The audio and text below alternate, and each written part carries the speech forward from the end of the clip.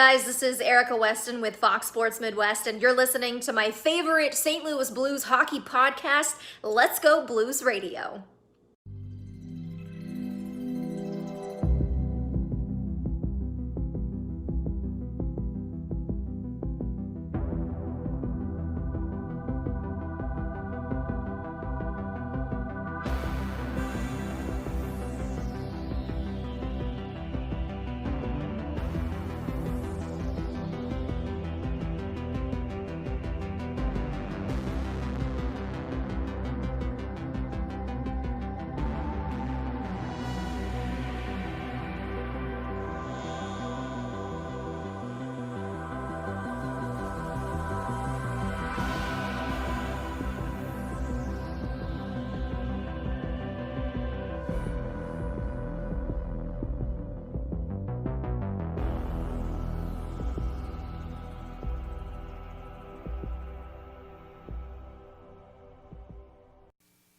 Welcome to Season 8, Episode 49 of Let's Go Blues Radio, the original St. Louis Blues hockey podcast, the often imitated, never duplicated. What's your line, Jeff? Rarely impregnated. That's one of the many.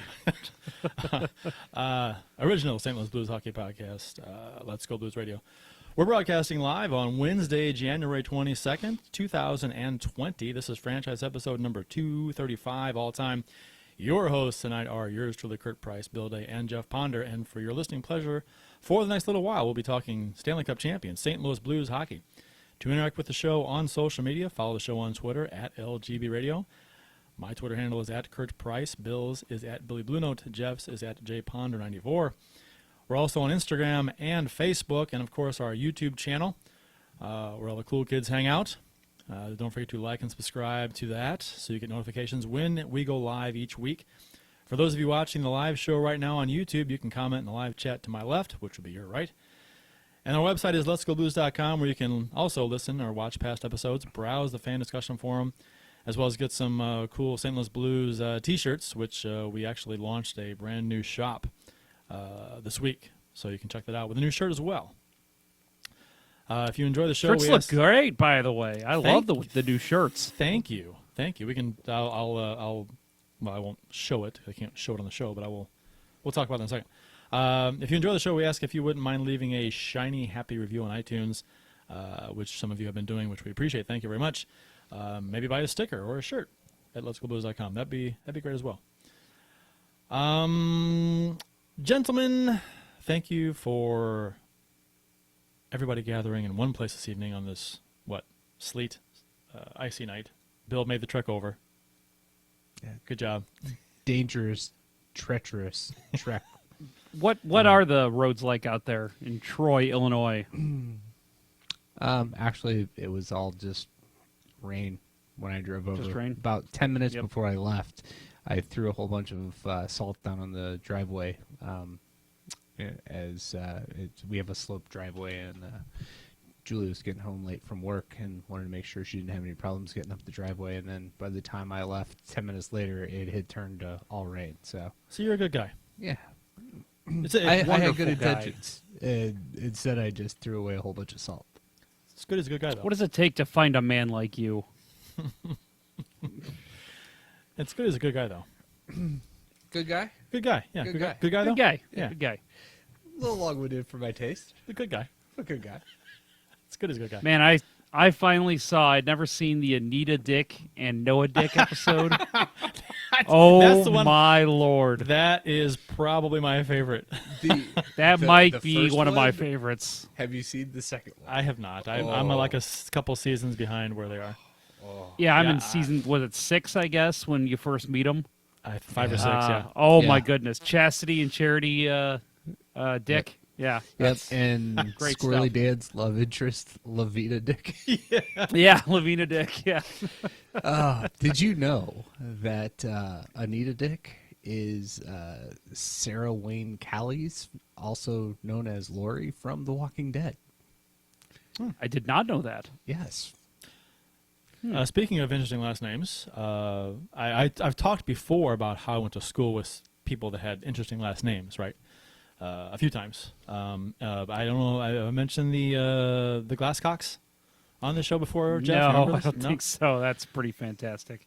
Well, I mean, it was. I went to a school with a girl whose last name was Glasscock, and I didn't even know until the past so many years when we're friends on Facebook.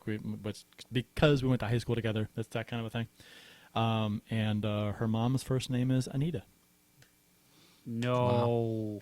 Wow. No, you got to change your name. Or you don't man. take that name when you marry. Into I it. mean, it's fun. It's funny. I'm sure. I'm sure she owns it. I don't know. Oh, my goodness. I saw it. I'm like, are you serious? Is that really a thing? kinda Anita Glasscock. Excuse me? She looks like a very nice lady. It's just kind of funny. Wow. In case she's listening, I think your name's great. We do know who is listening. Mr. Brandon Toma says, "Hey guys, normally a podcaster, but I'm tuning in live for the first time, all the way from Augusta, Georgia." Welcome, So, Brandon. hello, Augusta, Georgia. And Teal Town is, what the kids say nowadays, in the house. Actually, that's probably not kids nowadays. That's like No. 20 years ago, right? Yeah. That's In the that's hizzy? That's when I was a kid. That's what the kids were saying. In the Not his, me. he's probably old too. Yeah. What would they Me, say now? Other kids. I didn't say that stuff. I wasn't cool enough for that. In the his house? No, that's not even a. I mean, that's a. Yeah, That's like You're a- 2002. you're a little pale for that kind of phrase. A little bit. A little bit. Let's see. I've talked about. Oh, the Let's Go Blues.com website got a fresh facelift this week. It was long overdue. And for the awesome gentleman that left us that shining review on, was it Apple Podcast, Kurt? Yeah. I love that you Yeah. integrated what he said in the Yeah. banner. Yeah, what is it? It was the I've got to pull it up here. Antidote to corporate something. Yeah, the #1 antidote to corporate St. Louis Blues coverage, which I was like, that was We can if wear you that. if you are interested in reading any of our reviews, go to Apple Podcast reviews. Check out what that guy wrote. That was one of the best reviews I've ever read. yeah. It was honest. It was Not just because it was about us. It was very well written. yeah, it was funny. I mean, not funny, but Yeah. that it was that phrase. I just love that phrase. It made me chuckle. I'm like, that's perfect. Yep. That is what we strive to be.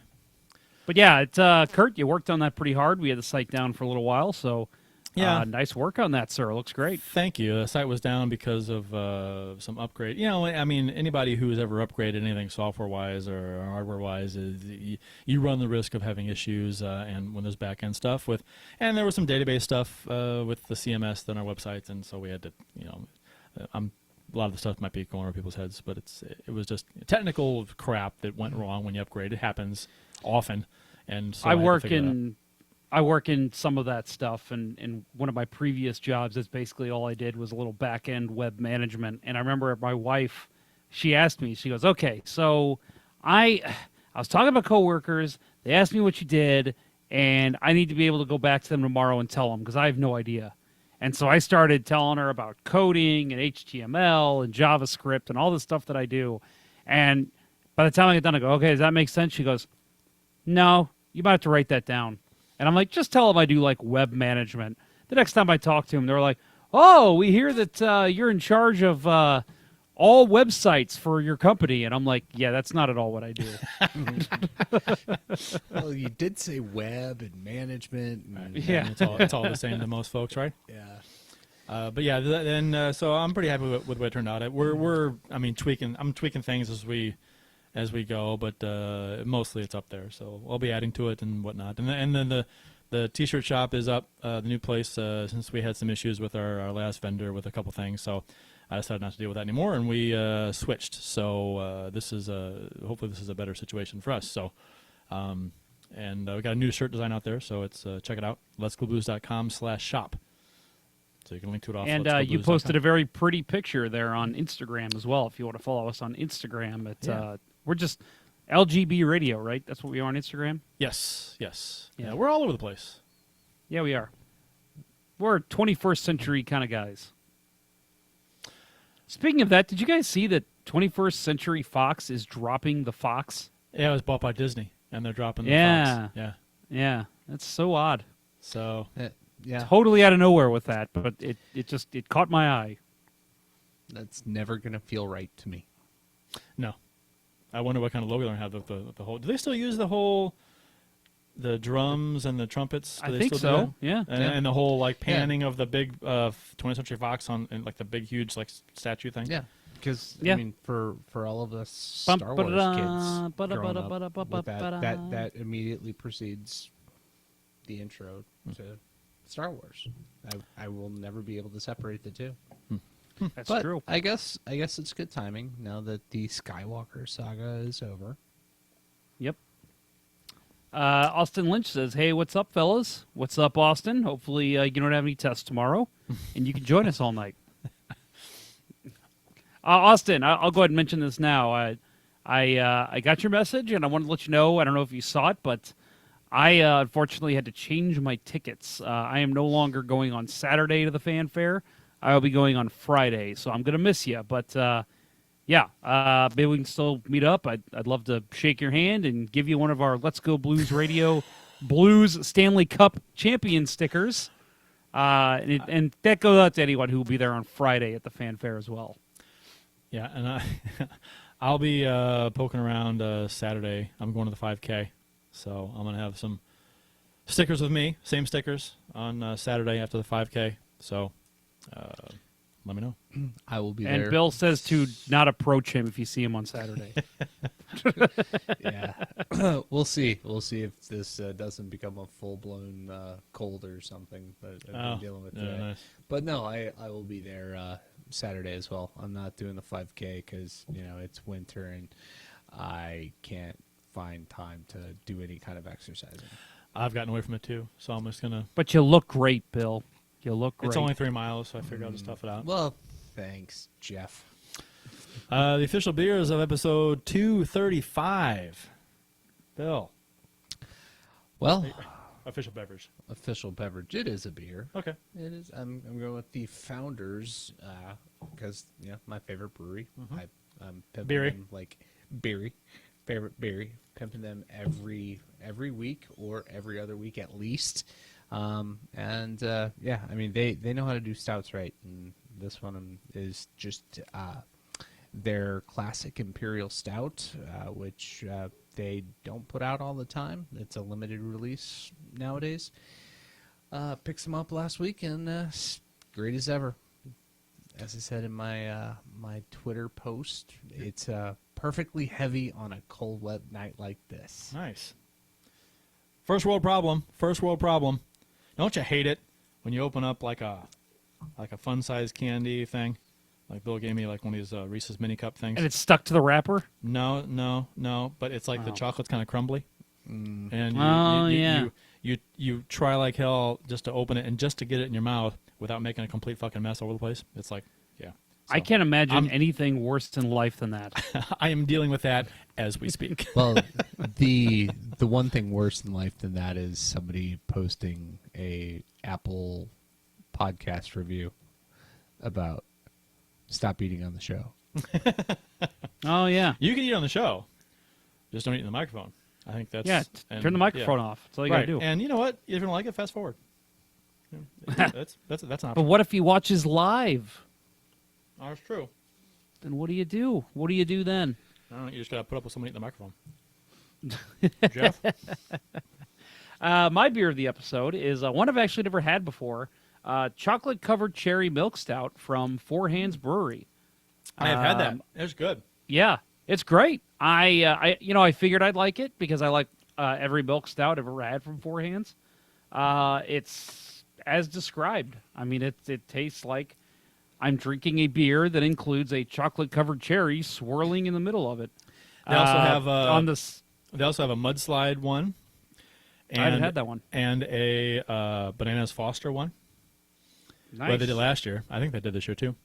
They have a few. They put they do a good job. It literally says on the side here, milk stout brewed with chocolate and cherries. Mm-hmm. So it tastes it. I mean, it's a great beer, and it's right now for anyone who's interested. If your local Schnook still has them, because I want to say this was a limited release. Somewhat. They were on sale when I bought them. You could buy it at Four Hands too. Well, yes, You of course. could. Yeah. Mine is I think it's the first left-hand brewing company's a beer I've had on the show. I think I've had their Nitro Stout before, which I'm not a Nitro guy really, but I like theirs. Yeah. Yeah, the bottled nitro, pour Yeah. hard. Right, pour hard. Right, Yeah, just love it. sit down. But I got their tonight. I have their peanut butter milk stout, which I had never seen before, and I saw it at the Schnucks, so I picked up some, and I knew I'd like it, and I do. It's good. It's real good. It's rich milk chocolate notes teamed up with peanut buttery perfection for a deliciously dark duo. How can you not like that? It's pretty good. It's not. I was hoping. I mean, my. It's not as good as the peanut butter porter that I had. The What's it called? Hold on. Not gonna work here anymore. Not Sarah, not going to work here anymore. Saugatuck Brewing Company. The peanut butter porter that I have is like my favorite beer. So it's not quite as good as that. So they got some work to do, but it's really good. I enjoyed it. I enjoys it. Today in Blues history, courtesy of the @STL Blues History Twitter account, January 22nd, 1983. St. Louis Blues fans hold a rally to keep the team in St. Louis. 200 fans showed up in freezing temperature. Speakers included Gus Kyle and Noel Picard, along with Ernie Hayes. 200 doesn't sound like a lot, but I guess with freezing temperatures, it kept some folks away. But that was in the era of the Blues being moved to Saskatoon, which was a... And you know what this led to? Directly, the Blues winning the Stanley Cup.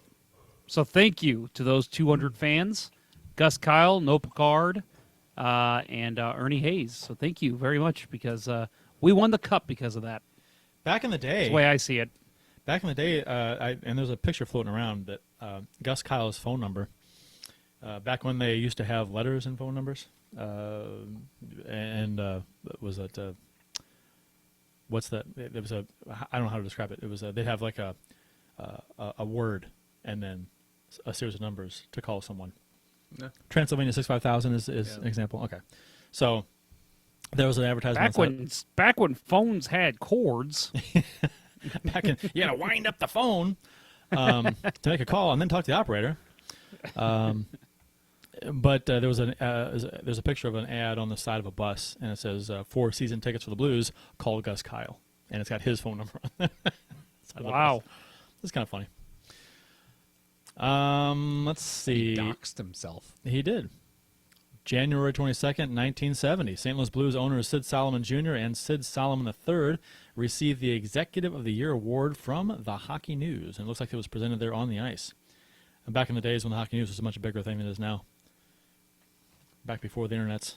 Yeah, the internet's really killed the hockey news. That did. I used to love the Hockey News. Yeah. I was subscribed great. for I can't remember how many years I did. Boxes of that. Yep. I still was do. a hoarder, even when I was in high school. Oh, you never threw them away. Yeah. No, you can't keep No. them away. And I was a subscriber, and I'm not sure what happened to them all. I think they got lost in the move when I moved out of my parents' house. Real quick, we've just want to mention, since we were talking about beers of the episode already, Brandon Toma says, enjoying the rest of my Founders KBS 19 that was recommended by Bill a few weeks back, and it's great. There you go. So there you go, Never Bill. go You're wrong changing with- people's lives. Never go wrong with KBS. It's hard to go wrong with Founders at all, but KBS for sure. January 22nd, 1973, the St. Louis Blues traded their all-time leading scorer, Frank Saint-Marseille. He also held 7 team records at the time of the trade. To the LA Kings for defenseman Paul Curtis. Curtis played in only 29 games for the Blues, registering 1 goal and 4 assists and a +2 during the 72-73 season, and played in 5 playoff games that year, not scoring a point, and was a -4 during the first round versus the Chicago Blackhawks. In that playoff round, the Hawks outscored the Blues 21-9 in the series. The Blues didn't win a game until the series was already at 3-0, and in those 3 games, the Blues were outscored 13-3. So it was not a good playoff round for the Blues.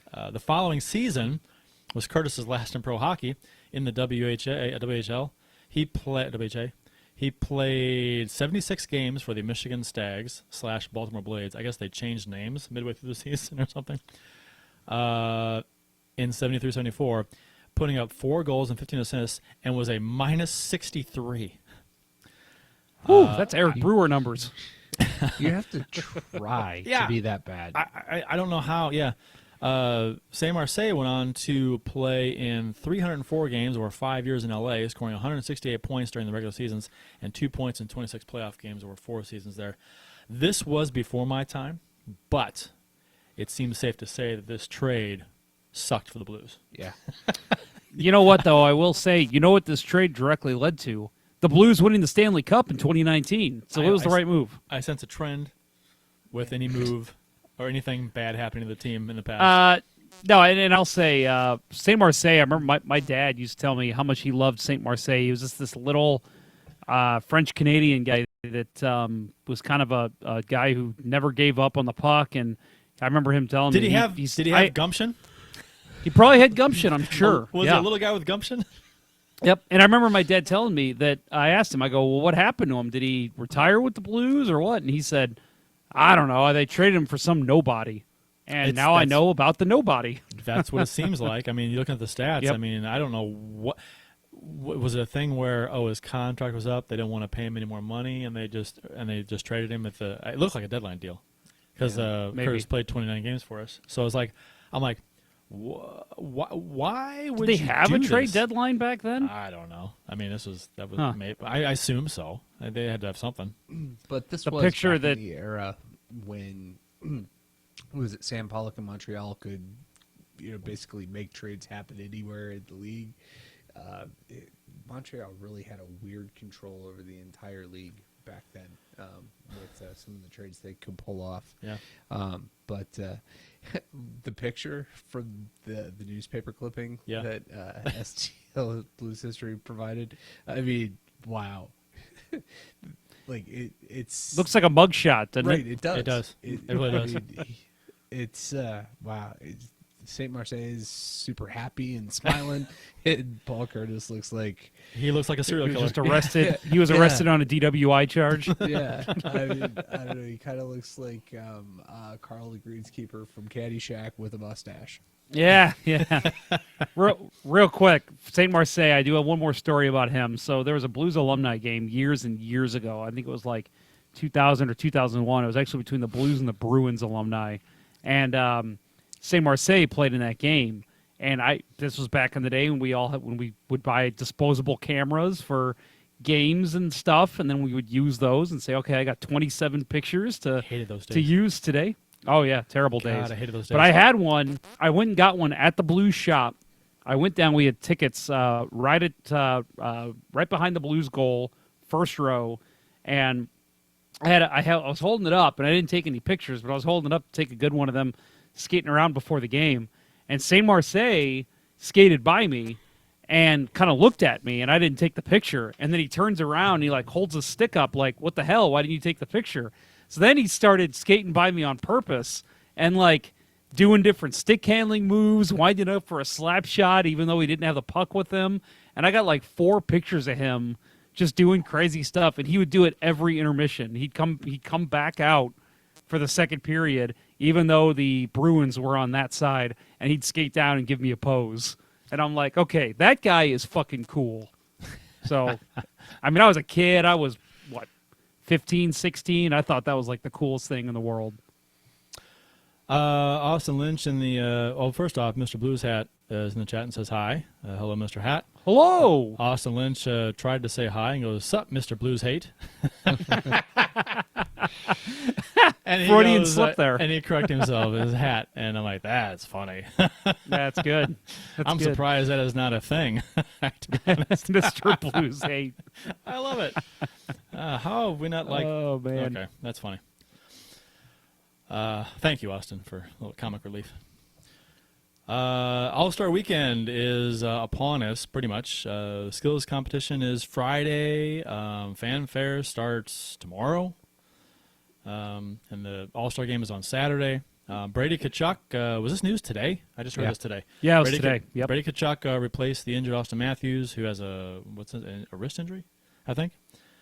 So yet another player playing in the All-Star game with Blues ties, or St. Louis ties.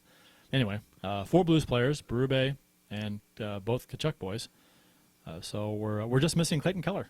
Yeah. That would have been cool to get him in too. Yeah, tried. Yeah. I tried.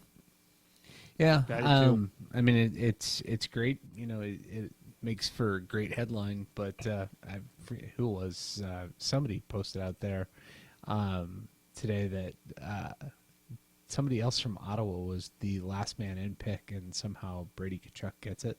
Well, obviously it's because it's a St. Louis thing, right? I would Yeah. Both Tkachuk brothers are going to play in it. And, yeah. Sure. Well, that top line that they have is really the only line they have. Peugeot, Tkachuk, and Duclair. Yeah, So I you think knew that. Duclair was the guy. Yeah. Yeah. No, but no, it's I was gonna say, man, it'd be really awesome if Central would have had Bishop. I mean, and you could have worked it out to where there would have been a St. Louisan on every team. That would have been pretty cool. If Keller would have made it, then you had Tkachuk and wait a minute, maybe not. Oshie's not a St. Louisan. But We'll he count has, him. he has Blues ties. We'll call him I a mean, St. Louisan. It's I mean a former. I mean he's not just a former Blue. He's a fan favorite here. I mean he's a significant player. So I mean I'm excited to he's see not like the a Jamie Rivers reception kind of he guy gets. that was here and then went somewhere else. You know. Right. He was one of the cornerstones of the rebuild. Mm-hmm. Right. Oh, we got And he was- Matthew Tkachuk though. He's on the Pacific teams. There's only one team missing a St. Louisan, Yeah. right? And that's the Central. But we have 4 Blues players in the Central. So Yep. That's awesome. yeah, Very cool. and it just shows to Goya that how well the St. Louis area has done in developing players. I mean, it's impressive considering where we are in the country and how many rinks we have, and you know we don't have like frozen ponds 9 months out of the year. It's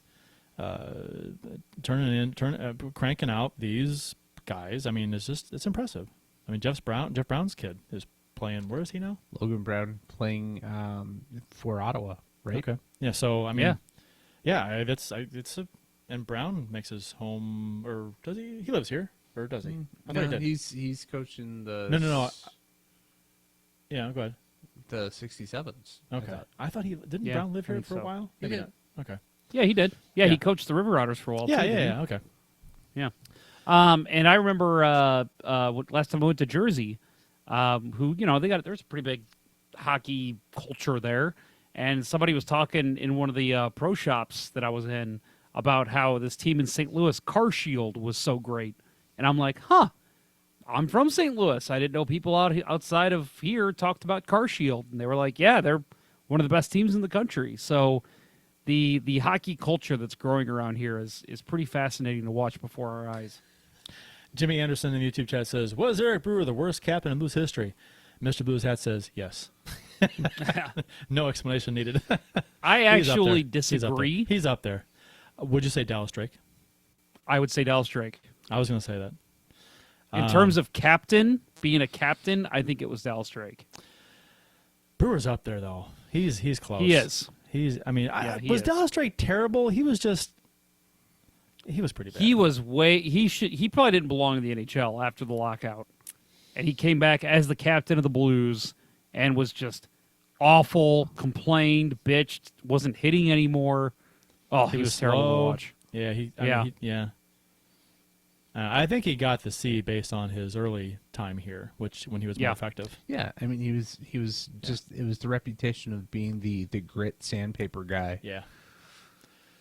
So and that's I get it, but yeah, he was captain, and then I remember when he was traded. Yeah. Bought out. Yeah. Okay. He was bought out. And then they, out of respect to him, they didn't name a captain the rest of the season. Yeah. Which I hated. I thought it was the like, next come year, on. too. Was it the next year, too? Are you serious? I think it was the next year, too. Yeah, I'm pretty sure. Oh, Maybe I'm wrong. Correct me if I'm wrong, but if that's the case, I'm telling you, I'm pretty sure that's what it was. It was yeah. baloney. No, he didn't a fucking captain. Jesus Christ. Yeah, it's not like it was Pronger or McInnes, it was freaking Dallas Drake. Chris S says Sharks win the cup this year. Calling it now. Is that Chris S from former Tealtown? Yeah. Okay. Yeah. I believe so. I couldn't tell if that was his logo or not. His icon. I'm pretty His sure that's avatar. Okay. Hey, Chris. You got to start turning around a lot sooner than Yeah. than a week from now, even. Yeah. I mean, you just got to win 10 straight and then 11 straight, and then you're back in it. And I asked, That's this several episodes ago. Do the Sharks have a Binnington? And I asked the Tealtown guys that when I was on their show, and they were like, "Yeah, no." But then we said, this was the last show. We didn't think we had a Binnington. You know what I mean? So we didn't know he was going to be what he was. Yeah, they just need to call somebody up. They got this great young guy in the Might as well. system named Steve Shields with the Sharks, so they need to just give him a call. Nabokov is available, I believe, somewhere. He's probably playing in the Yes. KHL. Arturs Urbe. Arturs Or I was Urbe. just gonna say that Arturs Urbe. It was like 2 years ago. He was still talking about coming back to the NHL. He was like 46. Like Arturs, I don't know, buddy. 46. I don't know about that. He's no Chris Chelios. Come on. The Sharks, let's see. Speaking of the Sharks, they're 46 points. They are 11 points out of the second wild card right now. So, and they've Boy, played, the California 3 have been awful. they played 2 less games in Vegas too. So, I mean, they got that going for them. And to be honest, which I was going to talk about later, but hell, when we played Colorado, before the break, we had a 10-point lead going into the game. If we'd won that game, it would have been a 12-point lead, obviously. But we lost it, so it's an 8-point lead. And then they played Detroit and Last won. night. Yeah, and they won. So now it's a 6-point lead. So it had the potential to be a 12-point lead for the Blues if we had beat them and they had lost to Detroit. But so the two scenarios were 12-point lead, best case, 6-point lead, worst case, and it was the worst case that happened. So really, what San Jose needs is for that to happen. They're 11 points down. Just all of a sudden get in a scenario where they just gain 5 points in 2 days, and then that'll work out for them. Or no, gain 4 points in 2 days. But they got to jump If over only they had a 1, guy 2, who could. 3, 4, 5 teams. They just need a guy who can actually put pads on and play in the crease. They don't have that right now. And they got to jump over 5 teams. So Yeah. I mean, look at what the Hawks have outpaced Nashville now.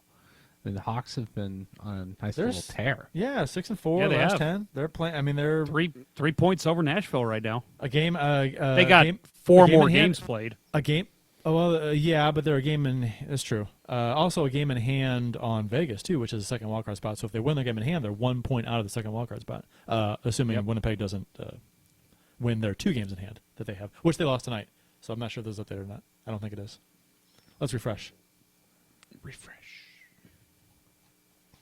And is it? It is. Okay. So yeah, then now Winnipeg lost, so they have 1 game in hand on Vegas. You know what's crazy to look at is listen, I mean, you look at the Pacific and you see that number 1 Vancouver, 58 points, and you say, God, they'd be tied for 3rd, likely 4th in the Central. But then you look at it even closer and you say, between number 1 and number 5 in the Pacific, it's a 1 point difference.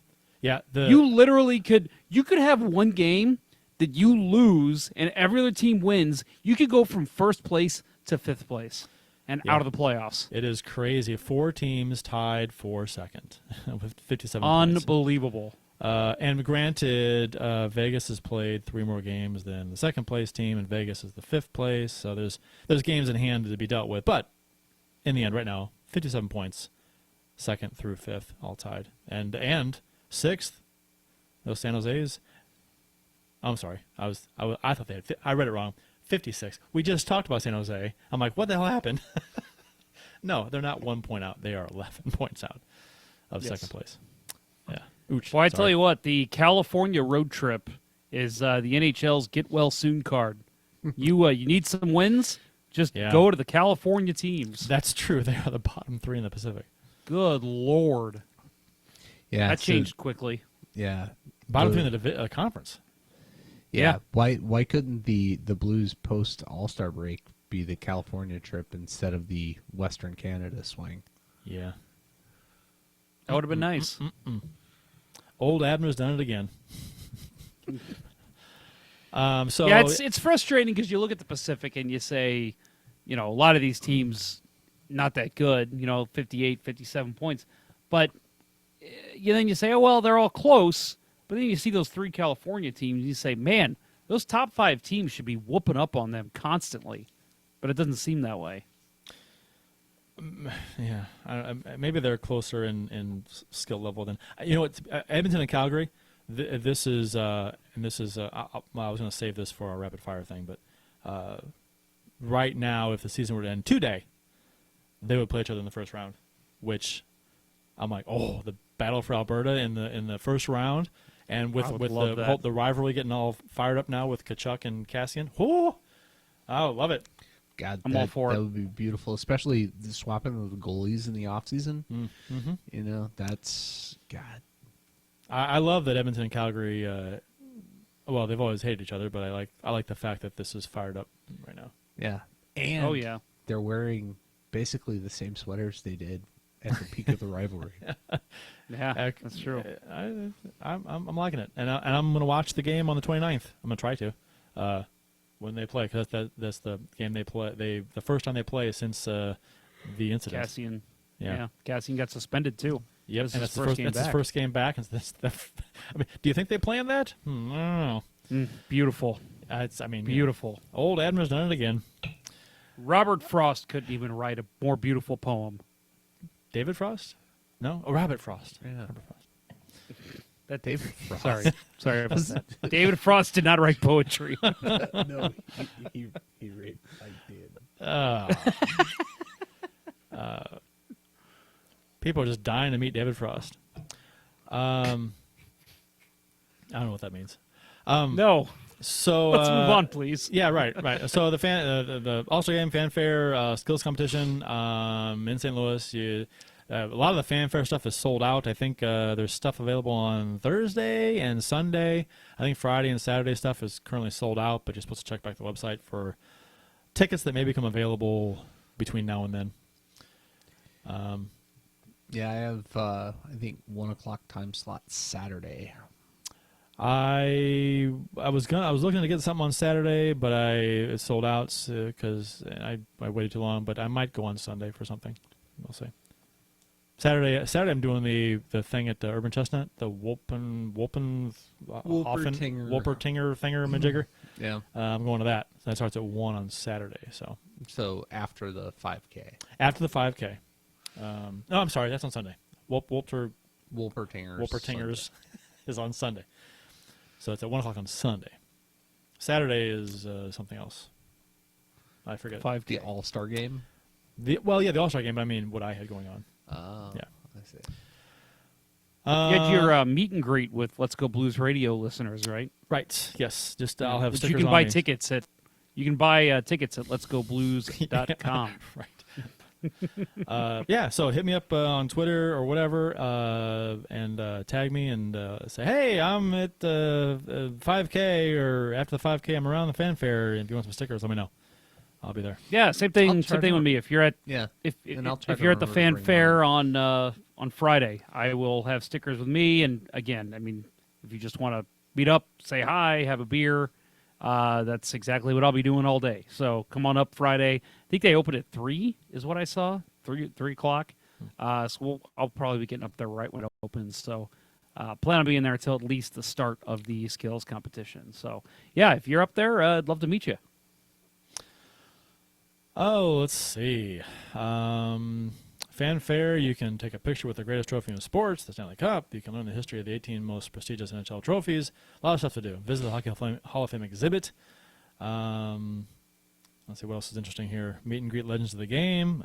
Test your hockey skills in the NHL All-Star Skills Zone. Meet the NHL mascots, which I'm sure that'll be pretty popular with the kids. Will Gritty be there? Gritty, Or will he be in jail? TBA. Yeah, right. Yeah. Create your own personalized hockey trading card and collect rare hockey memorabilia. at the 2020 NHL All-Star Trading Card and Memorabilia Show presented by Upper Deck. That'd be kind of cool. I can't imagine the prices of what stuff would cost to buy some memorabilia at the NHL All-Star Trading Card and Memorabilia Show. My God. Yeah, I'm thinking it's going to be some markup going on there. Yeah, probably a good twice as much as you bit. spend anywhere else. A little bit. A little bit. And also, we should mention, too, on Thursday, not sure. Okay, no, it's Thursday and Friday at least. I imagine it's probably, it's Saturday as well. The Black History Hockey Tour Truck. So if you're interested in that, I know they've got a lot of memorabilia from former players. I know Willie O'Ree, that they got his jersey up there. Check that out. Thursday looks like it's from 2 to 4. Friday 2 to 6, and Saturday noon to 9:30. So pretty much all day Saturday. So check that out if you're interested. Pretty cool stuff. Over under on the amount of Grant Fuhrer items that they're going to have there. I mean, it's the whole truck, right? That's the way it should be. Tony McKegney. Yes. Mike Greer. Fred Brathwaite. Fred Brathwaite. Yeah. Fred Brathwaite. I'm excited. I mean, the wife and I got tickets to the fanfare, and Bill, I know you're going on Saturday. Kurt, you were considering it. I'm not expecting it to be the time of my life like it was when we went to the Winter Classic alumni game. But it'll be fun. I'm looking forward to it, and we've talked about it in exhaustion, I think, here on this show that. All-Star Game is what it is. It's not the most exciting thing in the world, but the fact that it's in our city, pretty cool. So looking forward to getting out there, meeting some more Blues fans, and having a good time this weekend. On this show this week, we're going to do something a little bit different since there's not a ton of Blues news to talk about. I mean, we can talk about the Blues like nobody's business. I mean, we can just keep going and riff and just do stuff. But Daryl Sador once wore the blue note. Daryl Sador, he did for a short time. Is that not where you were going with this? I'm sorry. No. This is rapid fire tidbits from around the NHL. So we'll just kind of rattle off some topics and we'll just kind of quickly comment on. And this is you'll see how it goes. First one: Philadelphia police investigating claim Flyers mascot Gritty physically assaulted teen boy during photo shoot. This is not an Onion article. This is a true story or a true allegation. So a guy, apparently the kid playfully hit Gritty in the head as he was getting off his lap during a photo shoot. And the father of the kid claims that Gritty got up out of his chair, got a full running start, and just destroyed the kid with a punch to the back. And I'm like, if I'm someone in line watching this, I'm thinking it's a setup. You know what I mean, like a jackass thing. But apparently, the team contacted the father and wanted to try and work it out, and the father didn't think they were taking it serious. So I think he's going to sue the team or something. It's interesting. It's all. I mean, can you funny. imagine court TV? No, we need to let's call the defendant. Gritty, please come up. And they actually questioned Gritty on the stand. I mean, that's what I think is funny is they're using Gritty's name. They're not using the name of the guy that was in the suit. It's like always Gritty. I'm like, it's not Gritty. It's the guy in the suit. There's a guy. This is not a cartoon. Well, there's a guy in there. What's his name? And that's what makes it feel like it's a setup. Yeah, a publicity stunt. It's got to be, but it's all over the news. It's maybe it is if it's a publicity stunt, it's a pretty good one. But I like it but it's pretty funny. And now there's all kinds of hashtags free Gritty. So and no one's taking this serious. Hopefully the kid's okay. If you want to assault somebody, do it in a mascot outfit because no one will take it serious. Next item: Florida Panthers are now on a 6-game win streak, lead the league in goals, and have a higher win percentage than the Bruins. The Florida Panthers. Is it just me, or does anyone outside of Florida care at all about the Panthers? Because I mean, I don't. I don't think anybody in Florida cares. Well, I don't. I really don't. And this, I don't pay attention to the Panthers that much, and I knew they were playing better, but I was like, oh wow, they've actually okay. They have a very good, talented core, between Barkov and Huberdeau. But they're the Florida Panthers. Yeah, but they hired Joel Quenneville. But they're the Florida Panthers. They signed yeah, I know. Sergei And they got- I Bobrovsky. know, they got I know, I know. Bobrovsky. I mean, see what happens when you get good Top players. cop in town. Yeah, it's pretty crazy. It's weird because I honestly feel like they have underachieved for a very long time, and seeing them come through now, it's obviously we know what Coach Q can do, and for a long time Bobrovsky was having one of his off years, and they were playing that kid, that Chris Dredger, I think his name was, and in goal, and it's just what the hell, they signed this guy to $10 million per. But I think he's come around a little bit, so we'll see what they can do in the second half. But it definitely is interesting, and they're a goal scoring team. My Lord, they can score goals.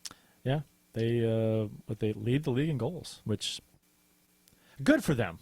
Good for the Panthers. I think I was calling for them. They moved a few years ago. I'm like, just move them. Speculation on NHL's Seattle's. The franchise that's going to be in Seattle, their final 5 names. Speculated, Of course. And apparently the final 5 names are put in a time capsule and buried in the Space Needle. Did you hear about that? No. Yeah, the name. Either the name or the final 4 names that they had it down to were buried in a time capsule at the Space Needle. I'm not sure why that is. But so we know where to find it. Yeah, or they'll dig it up in a number of 50 years or whatever. But but this is based on domain registrations. So the speculated final 5 names are the Seattle Cougars, boring. Nope. The Seattle Emeralds, Yes. The Emerald City. The Seattle, okay. The Seattle Rainiers, the Seattle Sea Lions. That's got a nice sound to it. The Seattle Sockeyes, Eh. and then a Reddit. This was off of Reddit, and a Reddit user comment was the Rain City Bitch Pigeons. I am all for the bitch pigeons. The Rain City Bitch Pigeons. It's hard to say. Yeah, I'll say that when they first announced that Seattle officially got a team, I was all in on Seattle Sasquatch. I mean, Okay. That would have been perfect. I like the Kraken myself. Yeah. I did. Kraken's good. Well, that's I good. liked, but I think the problem is it's already a team. The Seattle Reign. Have you heard that? That's depressing. Like Reign, as in like REIGN, but I think that's Right. the name of like their women's soccer team. Isn't like Seattle the suicide capital of the U.S.? Because it just it rains so much. It kinda rains dreary. all the time. It's Yeah. probably I heard up there. that. I I'm heard sure. that one time. I like the Seattle Sockeyes myself. I think that's it's a fish, Yeah. right? I'm an Emeralds. Do some cool stuff with that. Yeah, the Emerald. I'm an Emeralds guy. I'm all for Emerald City, tying it in some way there. And something that I said, and I know that the NBA would probably fight them on this. They can't be the Supersonics because the NBA still owns that. But what about the Seattle Sonics? I think that's I pretty believe cool. they probably own the Sonics too. It's because they used Probably, to wear. but- They used to have Sonics on their jerseys. The NBA team did, but so they probably have that. Well, and trademark, too. you could tie in somehow Sonic the Hedgehog and him always finding emeralds. I mean, that'd be a lot of fun. I think that's the way to go. But yeah, Even though- unfortunately, I think the NBA will let that happen. Sonic got coins though, or rings. Yeah, but he found emeralds in Did the he? bonus levels. Okay. Yeah. All right. Why don't you go back and play a little Sonic the Hedgehog and It's find out been for a while. yourself? I played the crap out of it back. Come in the on day. It's been a over. while. Let's do it right now. I got my Sega set up right over here. For your tournament coming up. yes, yes. The wife is in, by the way. That's going to happen. I heard that. I am very excited about that. NHL 94 tournament. Over the summer, I will be having an NHL 94 tournament. We'll probably have a full recap on this show, I would imagine. I may have to try and make it to that. Yeah, I think you guys need to come. I already said I'm going. I heard. I saw. Like, Yeah. well, Bill's going. I gotta go. Yeah, I don't. Bill's I don't coming, accept then- Facebook invites to anything. I know. But I know. accepted it to this as soon as I saw it. Yeah, when you accept it, I go, oh my God, Bill Day actually said he was coming. Well, and you were questioning which year to play at the tournament, and I'm thinking it's got to be it's 94. It's got to Right. be right. Right. Yeah. 94 is like the one. If you're gonna That's have the a one, tournament, yeah. I mean, you can have others, other games going on, but I mean, the tournament has to be. I mean, am I wrong in saying that the 94 is like is like known as the game, right? Right. I mean, it's the one. It's the Jeremy Roenick and Theo Fleury can't be stopped game. Yeah, the So- Mogilny is like beyond fast, and Yeah. Beret on yeah. For those watching on YouTube, that is the scoreboard right there. It's already up and hanging. That's where chalk? we're gonna keep. Yes, it's chalk. Okay. We're gonna have brackets and everything. We're ready to go. This is gonna be awesome. Do we looking have forward to this. start calling our teams, or what's the? I was How's that gonna. gonna work? We'll have a little talk about that. I'm not really sure how that's gonna work. We might maybe put team names in a hat, change it every round. I don't know. We'll see. How many We'll people see what are, the crew wants. How many people are coming to this thing? Oh, I'm thinking we're gonna have a lot. I mean, are we talking like 12? Are we talking like 40? I mean, what are we talking I'm talking more probably like 20 is my Okay. guess. All right. So that's It's gonna be pretty nuts. so it's a We single, might need to single overtake- elimination. I was thinking that we might be able to do best of 3 if we did Holy 5-minute periods. Holy three. Oh, Yeah, that 5-minute periods. I think you can make that work. okay. All right. Are you gonna have like more than one Sega going? Oh yeah, we'd have probably 2 or 3 Segas, 2 or 3 SNESs going. See, I Yeah, we're gonna- SNES. Yeah. SNES. I'm gonna have 2 brackets. You're gonna have a Sega bracket, and you're gonna have an SNES bracket, and then the last games will be a best of 7 of Sega versus SNES, and it's gonna be like set up like the home team. The home team, whoever has the better record, we will or So- most so- goals for whatever. They'll get to choose. Okay, well let's do Sega first 2 games, Super Nintendo last 2 or the next 2 games, and then 1-1-1-1. So will people get to pick which bracket they're in? Yeah. Oh yeah. Okay. Yeah. It depends on which one people want to be in. If you're a Sega person, play in the Sega bracket. If you're an SNES, play in What if that it- one. And what there's if going to be a there's- buy-in. So if you wanted to do both, you probably could. Oh, okay. All right, for the record. Oh, wow. I'm gonna say right now, I'm Sega, and I call Canucks. Okay. Well, you can play Canuck- Canucks versus Canucks Oh, too. that's I a mean, good team. That's a good Yeah. Canucks team. I used to play the Blues all the time. Or no, I used to play Anaheim and just tear it up with Terry Yake. Yeah, Terry Yake. He was a god at that He game. was. I don't know. That's kind of funny. He did lead the Ducks in points after their first season. Then they let him go. What's your favorite of the final 5 names there, Bill, for Seattle's team?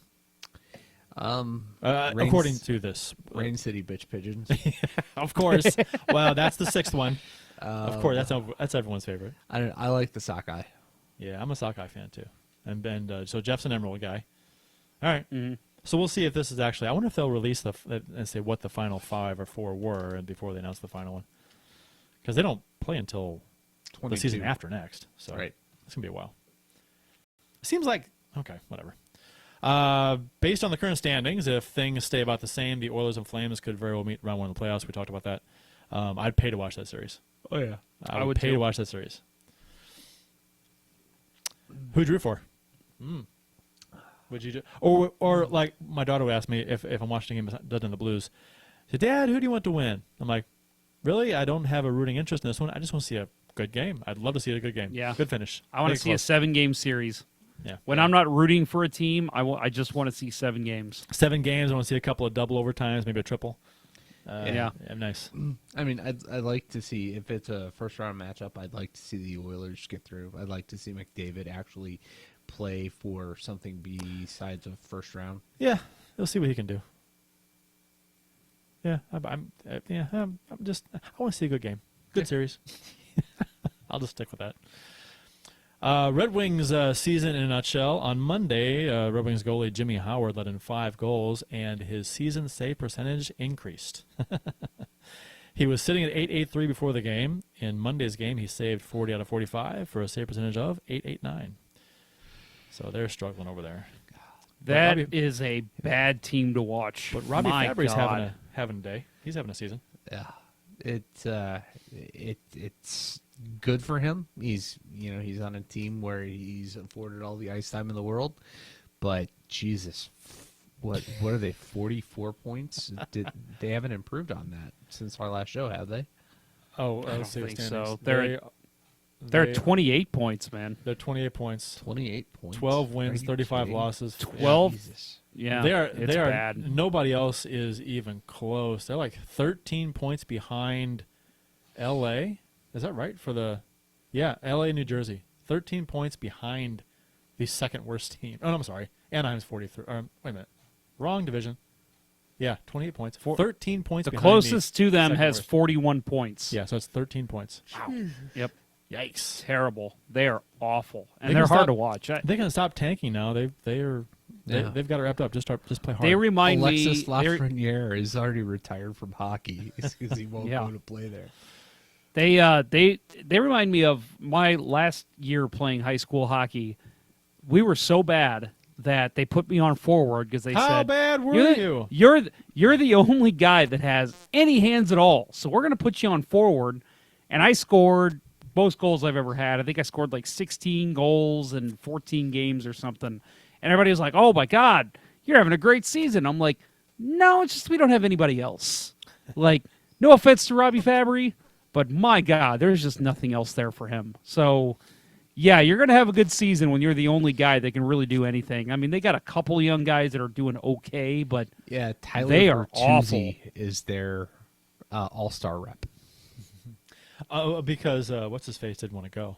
Larkin. Yeah. Yeah, he don't vote for me. Yesterday, Chicago Blackhawk captain Jonathan Toews and douche canoe defenseman Duncan Keith got into a scrap, wrestled each other to the ice, and had to be separated at the Blackhawks' morning skate. You hate to see it. trying to take a page out of the Blues notebook, right? Toews and head coach laughed it off after practice, similar to the Bertuzzo-Sanford scrap last season, I guess. Wasn't caught on video, though. Not a cause for concern, contrary to what passive fans may think. So I did really like what Jeremy Colleton said. I thought he hit the nail on the head with his comments. He said, about brother. Yeah, he just Yeah. said, "You got a brother? I got a brother. We used to wrestle all the time, and like it's true. I mean, Yeah, that's it is.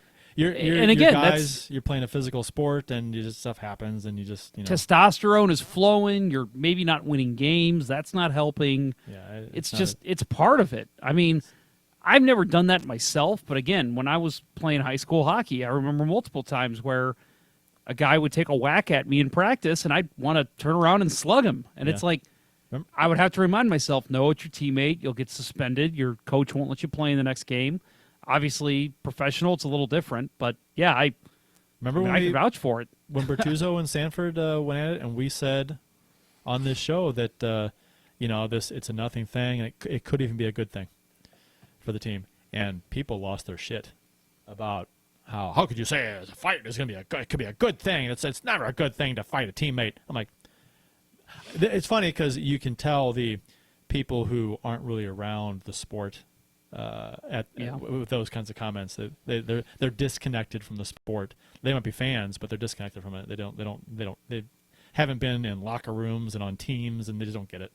So one of the things Taves said was that he was hoping that it would maybe fire him up for their game that night against Florida. Yeah, they lost. Didn't do much. Made me good. feel pretty good. So that was a rapid fire around the league. That was fun. The loss to Colorado, the Blues had. Now we have a 6-point lead in the division and the conference. What's the deal with St. Louis and Colorado now? The Blues handled them rather easily. Still great games, though, the first two matchups of the season. But Colorado has stormed back to take the last two. 2 times ago, they destroyed us, and last game was close, pretty close game, but they still won. And has cut what could have been a 12-point lead in the conference of the Blues. I talked about this, but it's down to 6. Binnington didn't have his best game.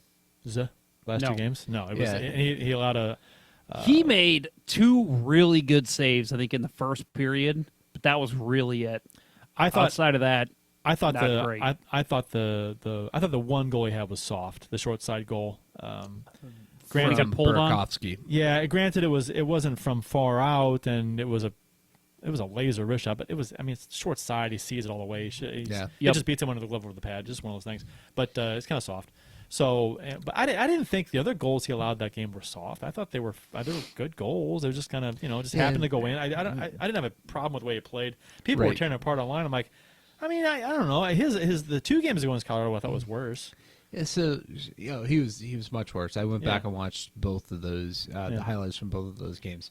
So the first goal is the broken play where Rantanen fans on a pass or a shot.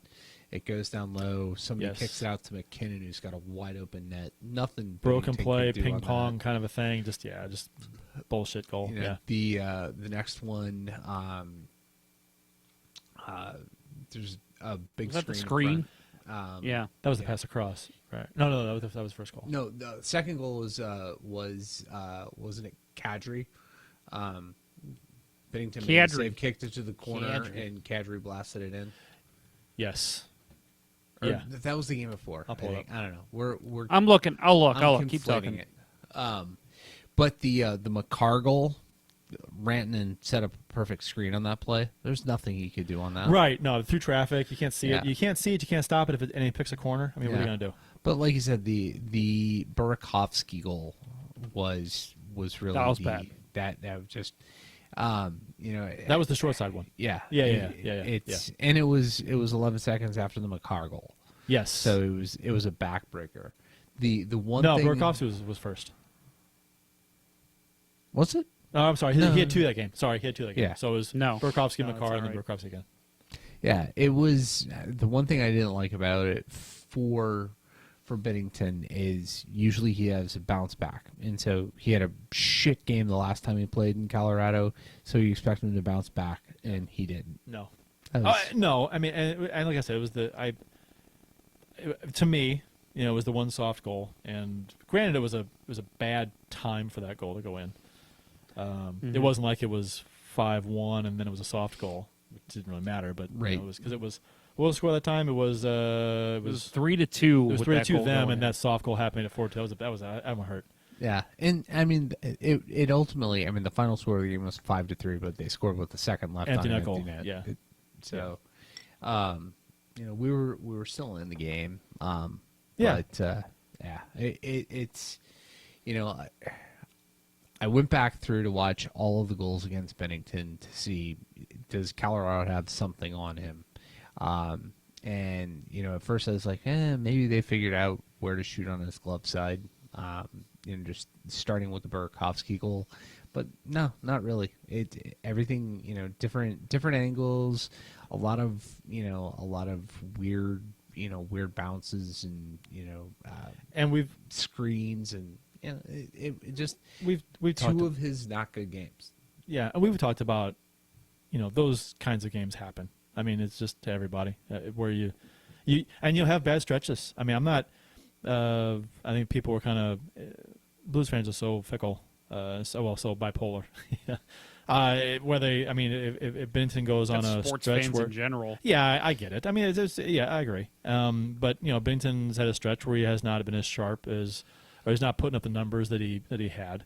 Not playing bad, is just not playing lights out like he had been the previous year. So, and people are kind of like, what's going on? They're jumping off bridges and stuff. And it's like, I mean, give the guy, I mean, let him come down to earth for a little while. I was going to say, I think that's exactly what it is that we've seen him basically be superhuman. And, you look at we talk about how the only bad goal he gave up was the second Burakovsky goal.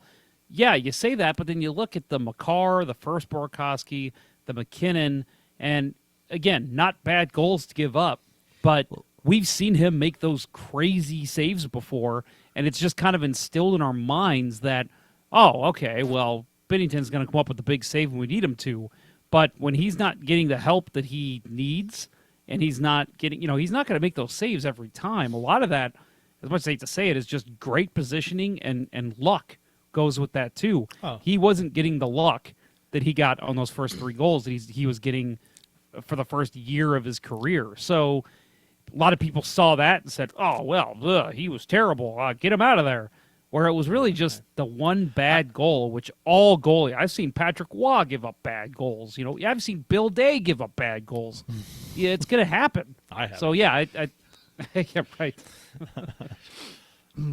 Yeah. No, It's true. It's happened. and I mean, goalies go up and down. I mean, it's just every single one of them. I mean, even your Hall of Famers have bad stretches. They just do. And I really, and I replied to somebody online. It was just almost like, dude, chill out. It's ebbs and flows of a season. That's really Right. I mean, that's how you have to approach it. You can't look at the way he's played lately and saying, oh my gosh, he's a bad goalie now. No, he's the past body of work, his year-long past body of work should say otherwise. So give him a chance to come down to earth for a while and then rebound and play better. Every goalie, every player in the NHL is streaky to some degree, especially goalies. Just relax. Let the guy be imperfect for a handful of games or 10 games or whatever it is, and then let him right the ship. Now, if he doesn't right the ship, if these soft goals become more of a trend, if he allows a softie a game, then that's cause for concern. If we're talking his next like 15, 20, 30 starts, then what? So, but this is a, I get the outrage because fans can be bipolar, but just Yeah, relax. and I think a lot of it also has to do with the fact that Colton Parayko hasn't been in the lineup. True. Right? Yeah. The defensive pairings haven't been great. I mean, you go back and look at some of those plays. I mean, I think it was in the first game against Colorado, the first goal was just an egregious, terrible cross-ice pass by Bouwmeester that set them back the other way. Oh yeah, just bad. awful play. Then the second Kadri goal in that first game, Zach Sanford's back checking and overskates the slot and allows the one timer. Dunn and Falk got stuck out there. They don't play together. They got stuck out there on a couple of the goals. I guess there were some. They were able to pinch after a line or in the midst of a line change, the Avalanche, and they took advantage of a bad D pairing.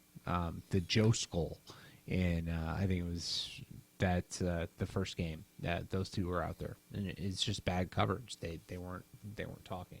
So it's not entirely. It's not all on the goalie. I didn't like Binnington's game either game. Except for, like Jeff said, the first period of the last game, he had a couple of really nice saves. But, Didn't they hit the post? Wasn't the last game against the Avalanche the one they hit the post like 3 times? Yeah. Was it last game? I think so. Yeah. So that was there was that too. But Yeah. and to be fair, we said this about Allen. I know I did anyway. That when the defense plays poorly in front of you, that's unfortunate. But still, if the shot that comes his way is a stoppable shot, I don't care if the defense turns it over. If that shot's stoppable, it needs to be stopped. Yes, the defense turns it over. That's their mistake. But the goalie is supposed to do his job too. So, and in the end, the goalie is responsible for the puck going in the net if it's one he should have had.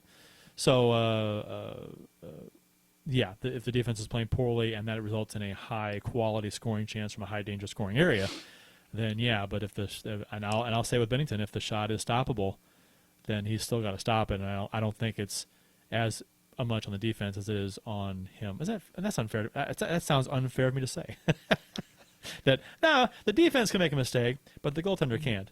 Why do I feel that way? I just because you're not a goalie. That's a good point, right? And I feel bad saying it. Then I don't want to offend you, but so I guess the bottom line for me from these games. So we've played the Avalanche 4 times. The home team's won every game. I'm nervous if the Blues match up against the Avalanche in a playoff series.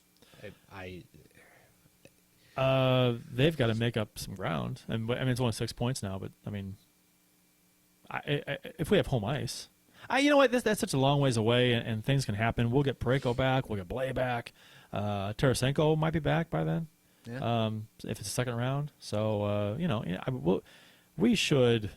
And who knows what moves teams are going to make at the deadline, if any, which we can talk about in a little bit. Yeah. You figure Colorado might do something, depth move at least, because they're a contender for sure. And they do scare the shit out of me, mainly because of McKinnon.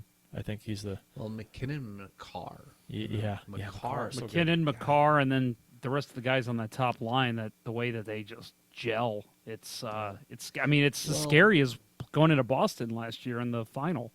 Yeah, because they had that first line that was scary. Landeskog still got another injury in him this year.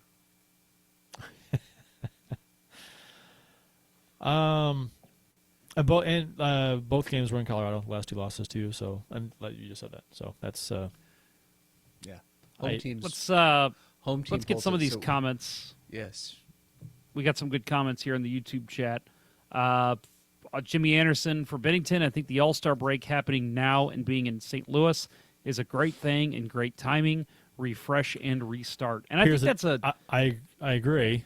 There was a comment by Lance, our friend of the show, Lance Scott, from the Drop podcast if you want to check him out. Yeah, he made a comment that I'm pretty sure it was Lance, said that Binnington will not have time to rest and refresh because he's participating in the All-Star game and his words, the stupid Justin Bieber competition, which I doubt is going to tire him out whatsoever. I think the exact opposite. It's given him a chance to, I mean, again, someone who's played the game, all three of us, Lance as well. Something that we do is, we sit here and we say that they take this game seriously. It's their jobs. They have to. And yes, this is still representing the NHL. This is still, kind of putting your suit on and going to work every day with the All-Star game. But it's different. It's kind of reminding these guys, and I think these guys have even said it before in the All-Star game, that it's just kind of like, pond hockey. It's just like going out there, playing with your buddies and just having a good time, skating, relaxing, trying some crazy stuff you wouldn't try normally. And I think it's the same thing with goalies. I think him playing in this All-Star competition, him doing that, because he said he wants to do that 30-foot off the ice thing where the players are shooting from the stands. He said he wants to participate in that. That's more than 30 feet, isn't it? That's I'm not sure what it is. Is that what it is? 30 feet above the ice, but it's Yeah. Okay. All right. Yeah, so he says he wants to participate. Whatever he wants to do. I mean, he's going to do the breakaway challenge, all that. Yeah, it's going to be it's going to remind and maybe I'm looking at this with rose tinted glasses, but I think it's just going to help remind him why he's doing this, why he's in the game, and it's going to be a nice little refresh for him going into the rest of the season. And for him to have it in St. Louis just adds another element that the fans who've cheered him on for the last year are going to get to do him in his first All-Star appearance. They're not still doing the fastest goalie skater, are they? I don't think so. I hope not. That was I think they got rid of that. That was a dumb thing to do. I felt bad for the goalies. It was like they're... Yeah, no. That's gone. Okay, good. That was probably gone years ago. But I just remember... it popped into my head. I'm like, they don't still do that, do they? I didn't like that. I wanted to ask you guys, we should have mentioned this earlier, but in terms of Blues participating in events, what do you expect? Because they have not announced that yet. O'Reilly has said he wants to do the accuracy. Right. I don't know if he will. And I think he'd be great for it. Actually, you know what? I'm sorry. I think that's what Binnington said he wants to do. He wants to do the accuracy.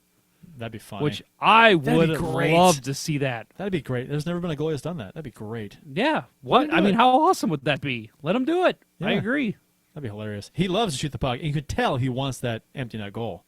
He's tried for it a few times already. He's got balls. It's funny whenever the puck comes to him and he has a chance to either glove it or knock it down behind the net and there's an empty net, you always see him look up the ice first before he does anything with it because he's thinking, I'm going to fire at that net eventually. So what about you, Bill? What else do you see? You see maybe I don't know, I guess Petro probably be doing the passing like he did last year and destroyed it. Remember that? Although, you know what? O'Reilly should probably do the passing of the two. But he said he wanted to do the accuracy.